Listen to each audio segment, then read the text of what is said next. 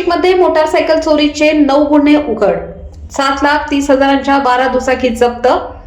बातमी नाशिक येथून. शहर पोलीस आयुक्तालयाच्या गुन्हे शाखा युनिट क्रमांक 2च्या पथकाने दुचाकी चोरी करणाऱ्या टोळीला बेड्या ठोकल्या आहेत. या कारवाईत पोलिसांनी 7,30,000 रुपये किमतीच्या एकूण 12 मोटारसायकली जप्त केल्या असून शहरातील विविध पोलीस ठाण्यात दाखल असलेले चोरीचे 9 गुन्हे उघडकीस आले आहेत. अशी झाली कारवाई.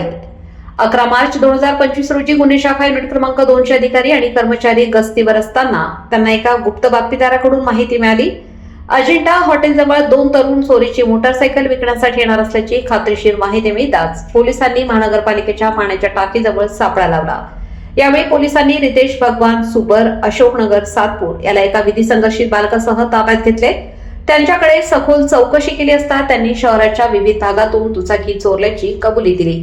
यामधील पंचवटी, सातपूर, आडगाव, गंगापूर, उपनगर, ओझर पोलीस ठाण्यांमधील गुन्हे उघड झाले आहेत. ही यशस्वी कामगिरी नाशिकचे पोलीस आयुक्त संदीप कर्णिक, पोलीस उपायुक्त गुन्हे किरणकुमार चव्हाण आणि सहाय्यक पोलीस आयुक्त गुन्हे संदीप मिटके यांच्या मार्गदर्शनाखाली सहाय्यक पोलीस निरीक्षक हेमंत तोडकर, प्रभारी अधिकारी युनिट क्रमांक 2 सहाय्यक पोलीस निरीक्षक डॉक्टर समाधान हिरे, मुख्तार खान पठाण, गुलाब सोनार, शंकर काळे, बाळू शेळके, विलास गांगुर्डे, वाल्मिक चव्हाण, चंद्रकांत गवळी, प्रकाश महाजन, प्रवीण वानखेडे, महेश खांडबहाले, तेजस मते आणि सुनील खैरनार यांनी पार पाडली. वृत्तसंकलन रफिक सय्यद.